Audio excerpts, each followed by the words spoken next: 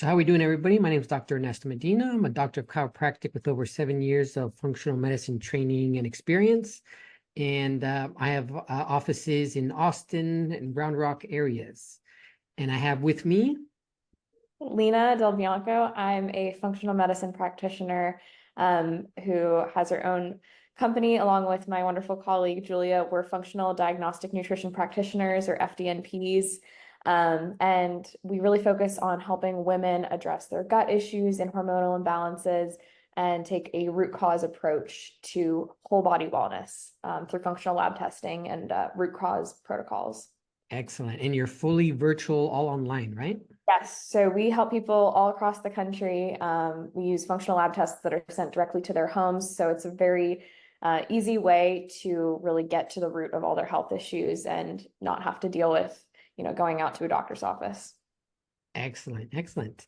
And man, I was really excited to have this conversation because when we met, you had mentioned all of us in functional medicine tend to have our own health journeys, right? Or Yes. our own health awakening, myself included. And yours was super fascinating because you had told me that you suffered from breast implant illness. Yeah, it's a rare one. You don't meet a lot of people that, deal with that and come out on the other end.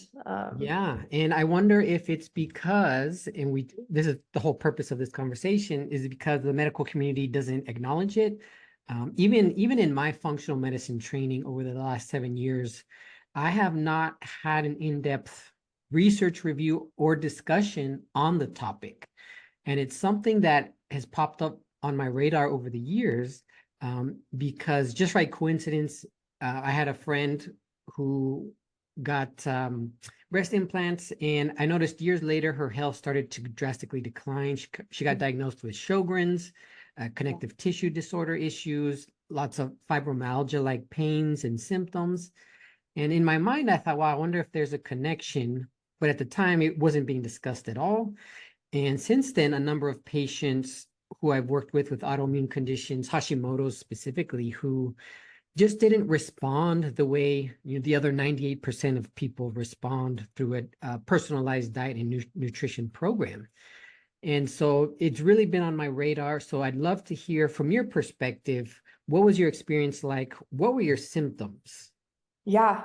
No, I'd love to share. So I got my breast implants right before the pandemic hit in 2020, and surgery and recovery were super smooth, but within about roughly 3 months, I noticed my hair started falling out at an alarming rate.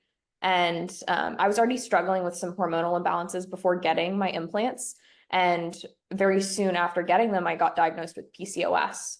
So I started blaming all of my symptoms, all the hair falling out, kind of like the mood dysfunction, irregular periods. I blamed all of it on this PCOS diagnosis, which, ultimately, in the grand scheme of things, all of my symptoms were blamed on PCOS. And I think I missed the breast implant component, which would have otherwise been very apparent. Because right after that surgery, I developed stomach issues. I started becoming intolerant to gluten, and just continued to not feel like myself. And doctors, they would run labs and everything would look relatively normal. They put me on like hormonal birth control, spironolactone to help with the hair loss, but nothing was working. And like you said, patients are not responsive to the treatments that you try to put them through. And I lived a very healthy lifestyle. I was, I'm tracking macros, lifting 5-6 days a week in the gym, really prioritizing my health, and I wasn't seeing the results. My strength was declining. My muscle mass started shrinking. And even though, I didn't drink, I didn't smoke, I was the least healthy of all of my friends who were doing all those things. And I think it's super interesting because it goes to show that even if you are living this perfect model healthy lifestyle, if something internal is wrong and off and there's this source of inflammation, the body's just not going to respond. So, I'm going from doctor to doctor, and then started noticing like my T3 trending really low. And the endocrinologist just kind of gave me the answer of like, well, it's not low enough. Just come back in a year roughly, and we'll put you on some thyroid meds. So to say I was like feeling discouraged and really overwhelmed is an understatement. Doctors just weren't hearing me. They weren't helping. And it was taking a mental and emotional toll on me. My symptoms really started to escalate about 2.5 years into having implants. Major fatigue, insomnia, panic attacks, and I'm not an anxious person. Wow. So all of my friends and family were really starting to worry because they were like, this is not Lena. This is what's going on. You're falling apart. Yeah. So, I mean, overall, it was, from head to toe, hair loss, joint pain, brain fog, food sensitivities, constipation, and overall, lots of symptoms. But I'm curious how those might map on to the kind of issues that you deal with at your practice. Yeah, absolutely. So as a quick side note, we should say functional medicine practitioners do great with PCOS. Oftentimes diet, nutrition, and lifestyle can play a big role in it for those suffering with those hormonal issues. And this was before your journey into functional medicine, right? Yeah. Yeah. Yeah. So this was getting funneled through traditional medicine doctors. Yeah, definitely.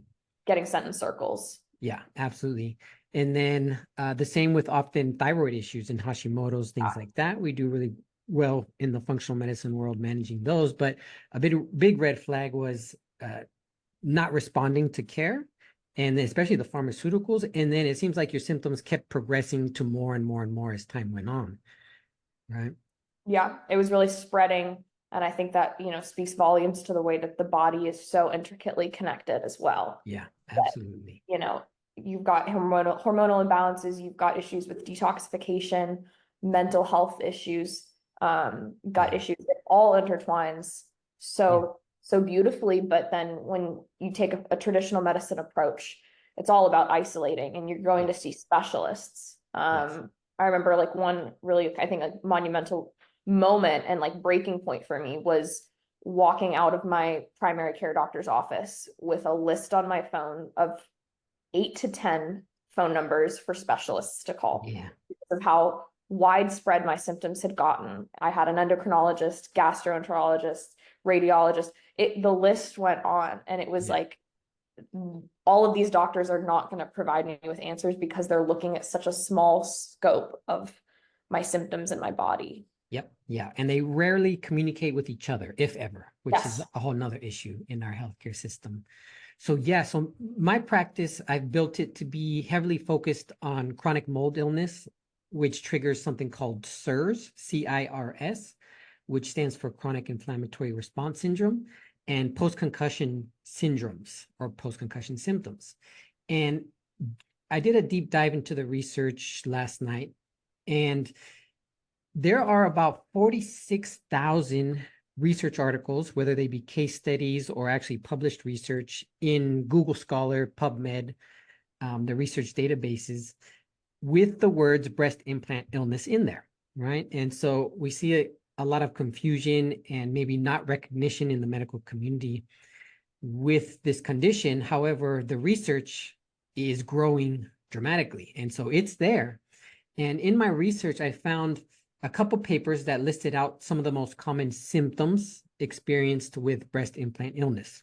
Yeah. They are chronic fatigue, arthralgia, which is joint pain, myalgia, which is nonspecific muscle pain, memory loss, word finding difficulties. And in other papers, we saw this presentation of chronic fatigue syndrome with ME, right? Which is a pretty debilitating diagnosis that doesn't really have an answer in conventional medicine. And when we compare that list of symptoms with chronic mold illness causing CIRS, they are almost identical. Classically, with CIRS, we see, in addition, hypersensitivities to chemicals, medications, smells, and hypersensitivity to foods even, where you develop just sensitivities and allergies to a whole list of foods that continues to grow, and that makes no sense. Yeah. and all the others overlap perfectly. And in the research, what it was showing was a lot of this hyperactivation of the immune system, right? Exactly. And it even attributes breast implant illness to a condition called ASIA, ASIA, which stands for autoinflammatory syndrome induced by adjuvants, right? Yeah. And so they compares the two almost identically. Interestingly enough, adjuvants are chemicals that are often put into medications, the most famous being vaccines. Almost all vaccines have some sort of adjuvants because they're designed to create a hyper exaggerated immune response. And they do this on purpose because they want an exaggerated immune response so that you build antibodies to whatever the virus is in the vaccine, right? But you can imagine right off the bat, having a hypersensitized immune response is pretty much what autoimmune diseases are, right? So we may not necessarily want that all the time. And I think it And speaks also to the fact that with breast implant illness, mhm, all of the manifestations of it, they look very different for different people. mhm, And oftentimes, women will develop autoimmune diseases, and whether that's an issue with their thyroid, or a million others, mhm. it manifests differently, but it all comes down to exactly what we're saying is this this systemic immune system response Yeah, that the implants trigger. absolutely. We're looking at the underlying physiology. What could have been the underlying cause of it all versus the rheumatologist, the endocrinologist saying, oh, you have this diagnosis, you have that diagnosis. They're all managed different by different people. And at the core of it, it looks like it is this toxic burden or toxin load that's Yeah. driving a hypersensitized immune response. Yeah. I was thinking about that would be a great thing to bring up in this was the concept of toxic load. Mhm, Um, and I'm sure like for people that don't know, it's an environmental medicine kind of perspective that just says that we are each born with like a certain capacity to handle toxins. And that cup is just like the cumulative burden from everything you're exposed to, and it overwhelms the body's natural ability to detoxify. mhm, And I think in my case, like as I, think that everyone is born with a different amount already in that cup. I had eczema as a kid. I was mhm, allergic to nuts. And I had Lyme disease. And all three of those things are definitely things that would, fill that cup even more so that by the time I got implants, that's a pretty big pour into that cup, causing it to overflow. yes. Um, and I think for a lot of different women, some of them might not have a very clear reaction to breast implants, but that's not saying that the implants are not greatly adding to the cup. They might just not be making it overflow. Yes. Yeah. Yeah, absolutely. And I would imagine there's some sort of genetic predisposition as well. MTHFR is the first one that I always, Think come about. back to, which I do have. Oh, I interesting. think roughly it's like 40% of the population they think has at least one modification in that gene. Hmm. Yeah. Yeah. And can you explain a little bit more? What does the MTHFR do and how do you think it relates to it? Yeah, so MTHFR is a gene mutation that essentially impairs your body's ability to detoxify. And I think obviously with the connection of breast implants being something that is a toxic burden and load on the body, if Mhm. you already have this impaired ability to properly detoxify and you add in breast implants, there's obviously going to be some buildup and some inflammation due to this toxic load being added to your body. Yeah, absolutely. Now, in the CIRS, the CIRS research triggered by mold illness, there's a big genetic component called an HLA-DR gene that we only about 15 to 20% of people who get exposed to mold end up with this severe condition called CIRS. Yeah. And so that's one of the screening tools that we always use to see what is your potential for getting sick and severely ill when exposed to mold. But it relates to, again, like you mentioned, that person's ability to detoxify those toxins of the mold. Yeah. So yeah, definitely detoxification is a big piece. And in the functional medicine world, what are the most common ways we detox? It's stool, urine, and sweat are pretty much, and like in Absolutely. breathing, but those Yeah. main three are, it's the bowel movements, urine, and sweating. Yeah, absolutely. So Absolutely. gut health ends up being a big important piece of it. Yeah, how your liver and your gallbladder are functioning to detoxify and then pass through stool. And this is why sauna use is becoming so popular. Well, it's actually interestingly enough with sauna use. I I used to go at my gym. They had a sauna, and I would always go after, and I would never feel good after. I would always feel a little like kind of woozy, and I Mhm. always attributed it to the heat. But then once I started diving more into breast implant illness, I actually uncovered a few different people who had opinions that, getting into that kind of heat with the implants and the silicone actually exacerbates the inflammatory response. And Fascinating. it's not good. It's heating up the body, Mhm. and potentially worsening your symptoms. So now it's interesting because when I go into a sauna, I feel great. I feel like kind of cleansed, cleaned out, clear-headed, refreshed. Um, Mhm. so I think just even that stark difference with, Oh some yeah. of these healing, protocols and remedies that we use when you've got this toxicity just circulating in your body, Mhm. you might need to take a different route. Yeah, absolutely. Now, through your journey, how did you end up with the epiphany of your breast implants were contributing, and what did you do? Yeah.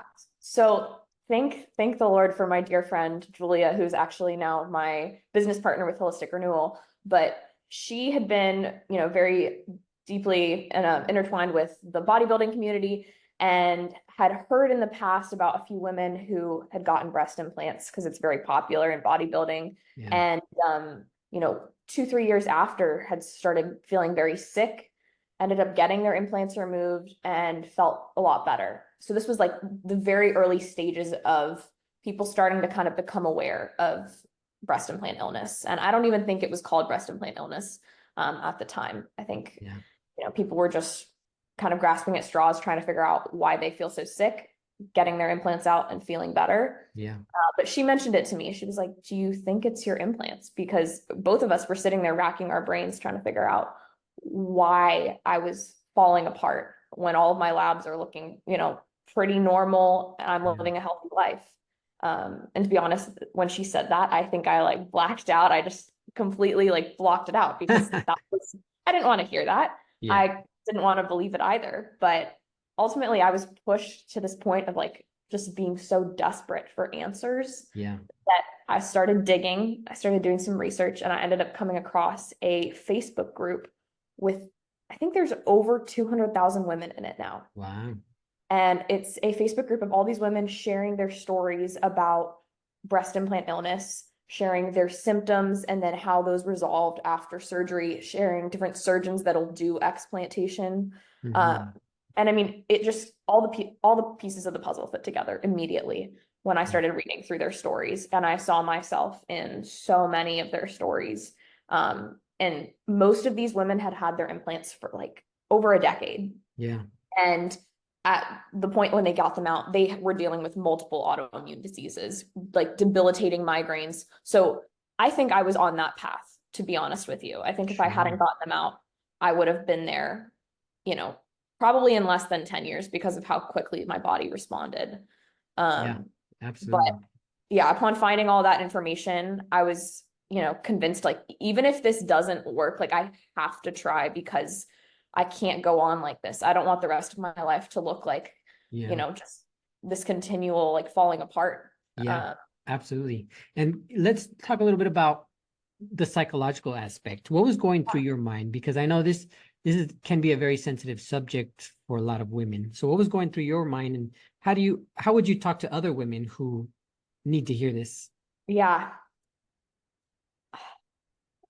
this is a tough one. I would say you really have to kind of think about like weighing the pros and cons of, you know, um, your health and your health is ultimately everything. You can look amazing, but if you don't feel well, you have nothing.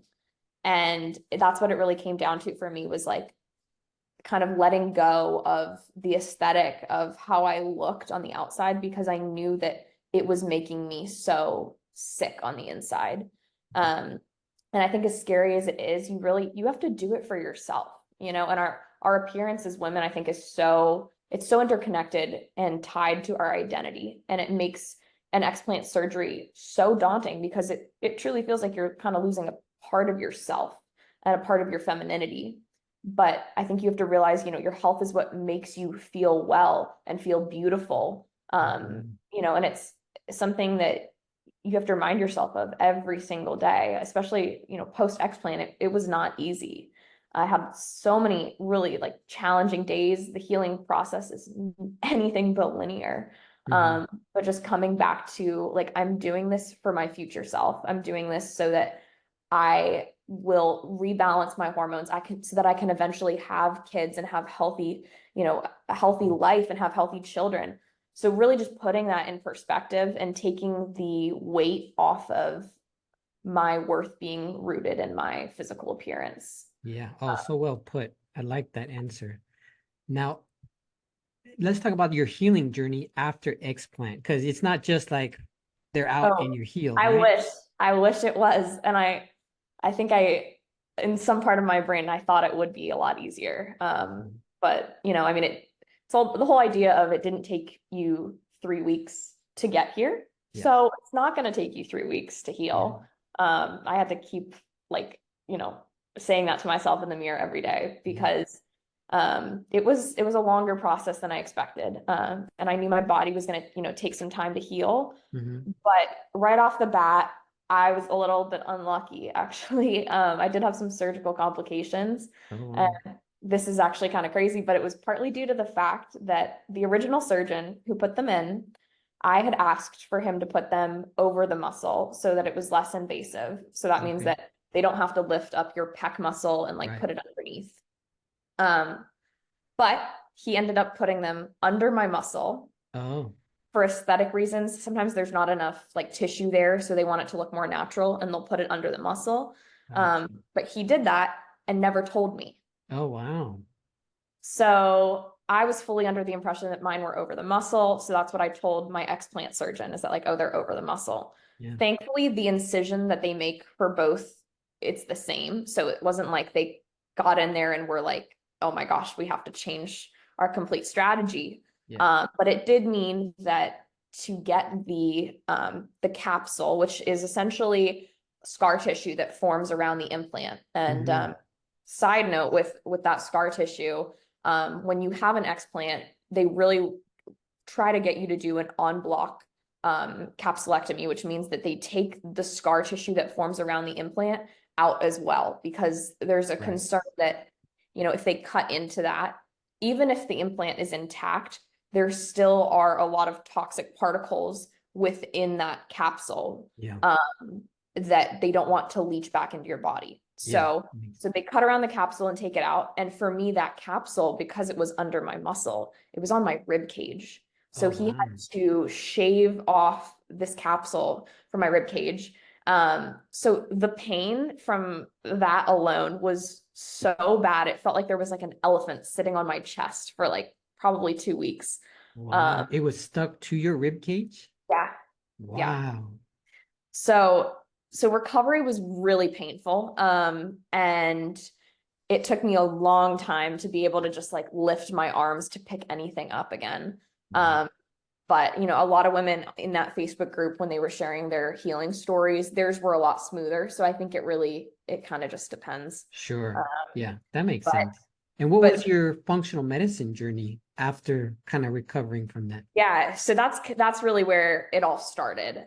Because after getting the implants out and healing from the surgery itself, my body started detoxifying. And as I'm sure you know, when you start detoxifying, sometimes you don't feel too good, because all of these toxins are being released. And as we said earlier, the healing process it's not linear. So for my whole body to begin to rebalance, I felt I felt worse before I felt better, let's just say. So I developed small intestinal bacterial overgrowth, SIBO, and then went through a few rounds of treatment working with a functional practitioner, and ended up, I wasn't getting better. My bloating was getting worse and worse. And even though my hair stopped falling out, now I was like, having all these digestive issues. And I stumbled upon mast cell activation syndrome, actually. And ended up going through treatment for that. And then all of my symptoms really started to resolve. And I ran the lab tests and saw how my gut microbiome was imbalanced. My immune system was completely shot. Secretory IgA, which are like your main antibody in your gut, mine were super low because my immune system had been chronically activated. And then I had a lot of food sensitivities and really high histamine, low DAO, all contributing to mast cell activation. So it really took this whole body approach using functional labs to identify, how I needed to change my diet, eliminating high histamine foods, rebuilding my gut intestinal barrier as well was vitally important. And slowly but surely, I started to feel more and more like myself. My digestive symptoms disappeared. But it took time, and it took a lot of, just persistence and digging deeper. And, through it all, I ended up kind of really becoming my own advocate and doing a ton of the research. And that's what sparked my interest in functional medicine. Awesome. And so how long has your healing journey been since explant surgery? So I've had my implants out for over a year and a half, a little bit over a year and a half now, and all of my symptoms are gone. Awesome.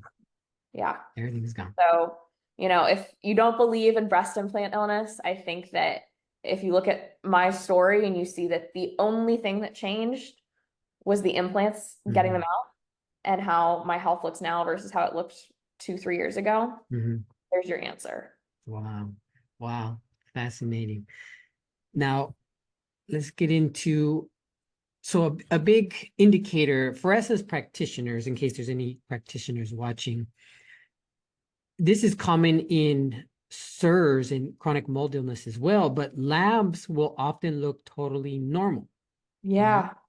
And so it's very confusing and frustrating when, like yourself, you see multiple practitioners, maybe in the conventional medical model, and all their labs come back normal, and they tell you there's nothing wrong, we can't find anything. Oftentimes they'll go to, oh, it's all in your head. It's psychosomatic. Yes. And while during my research last night, there were a couple journal articles, interestingly enough, published in plastic surgery journals that attributed the breast implant illness symptoms to being psychosomatic. So all in the head. I heard that a few times, let me tell you. Yes. Yeah. And this is a common occurrence with CIRS as well. Because again, mold illness and CIRS are not recognized by the conventional medical model. And so it's never tested for, it's never screened for. And like we just mentioned, the confusing part is labs will often look normal, and one will experience so many different symptoms that in conventional medicine, it cannot be categorized as one specific thing or one specific system. Yeah. That's the trouble. If modern medicine, if they don't recognize like a pattern and they're not able to diagnose you, they can't help you. Absolutely. Yeah. And for CIRS, is there a test available, or is it more of this like overall kind of zooming out approach of looking at someone's lifestyle, how they're living, where they're living, and then various markers? Yeah. So typically there hasn't been for a long time. One man, Dr. Richie Shoemaker, pioneered most of the research around CIRS, and he has been able to identify there are a set of lab markers that will confirm. But the first step is symptoms first. And it's the same thing with breast implant illness too, is do you have this cluster of symptoms? It may be this, it may be breast implant illness. And so with mold illness, we do the same thing. There's a cluster of symptoms. If you meet a certain criteria for the number of symptoms, the next step from there is there are labs available. And they're very specific, non-conventional labs. But sure enough, and you know this, but my wife has been dealing with chronic mold illness after we had some leaks in our home. So I spent the last 6 months diving into this research quite a bit. And again, $30,000 in doctor visits, neurologists, MRIs, and brain scans, and everything coming back normal. Normal. Yep, normal, and it's all in your head, right? I finally found the research on CIRS by Dr. Shoemaker, and I ran those tests on her, and sure enough, she was positive for all of them. And so luckily with CIRS, we do have labs that we can confirm and track progress as they go through a treatment program. But for breast implant illness, I could not find anything yet. Yeah, I was gonna say that's amazing that for CIRS they do have that. For breast implant illness, there is no lab that just gives you that plain, clear answer. And I think that's what makes this so tricky, coupled with the identity fact that implants call on. You know, with mold, there's no like identity issue there, but with breast implants, it taps into self-confidence, self-image. So making that jump to get them out is huge because you don't really know if it's going to help. There's no certainty. And, you know, in terms of lab tests, obviously they can look for markers of inflammation. And I know scans can pick up if there's silicone leaking due to a ruptured implant. Right. But if the implants are intact, like mine were completely intact. I have my implants like sitting in my closet right now and they're fully intact. Yeah. But you won't see that silicone necessarily like migrating outside the capsule. Yeah. So I think often with breast implant illness, it really comes down to mapping out the symptoms and looking at, you know, when did these issues start? Do I have a history of autoimmunity in my family, genetic predisposition? And then also looking at, you know, all of these other solutions that I've tried. Have they worked? And if they haven't, why? Yeah. And that was the key for me, was recognizing I am living the image of a perfect life, perfect and healthy lifestyle. Yeah. I feel so sick. Absolutely. Nothing is working. And traditional doctors, functional doctors, none of the remedies that they were putting forth were helping. Yeah. And it was only after taking the implants out that I saw the, you know, results that I was finally looking for. Absolutely. I imagine there's a lot of denial that goes into accepting it as well, right? I think I filled up a full journal in those few months once I figured out I had breast implant illness. Yeah. So I was just going through it, you know, trying to grapple with, you know, my identity, why I got them, who I'm going to be without them. What is that going to look like? Yeah. And that's where I think, you know, this whole process, it really comes down to you, and it comes down to your relationship with yourself and your own worth. And it's hard, but I will say, I think it's a blessing in disguise because it really makes you grapple with these challenging questions. And you have to shift your priorities. You know, I had to shift mine from an externally focused vision of what is health, what is, you know, happiness, to health is everything. Health is an internal place. It's a, you know, state of being content with who you are, you know, without all these bells and whistles. Perfect. So a lot of great information we've shared with everyone. Like we mentioned, the overlap between CIRS and mold illness and breast implant illness is so common. Man, we could run probably a study on seeing if the same CIRS labs actually overlap in breast implant illness. That'd be super fascinating. That would be so fascinating. I know. I hope that there really is this shift and awakening and people start to dig into this more, because I think there's so much here. Yeah, absolutely. And maybe we can publish a study if we ever conclude and test this theory. Yes. But you heard it here first for the world. All right, awesome. Well, thank you so much. Any last minute advice, suggestions in less than 2 minutes? What would you tell someone who's in your shoes prior to explant? What should they consider? Where should they go next?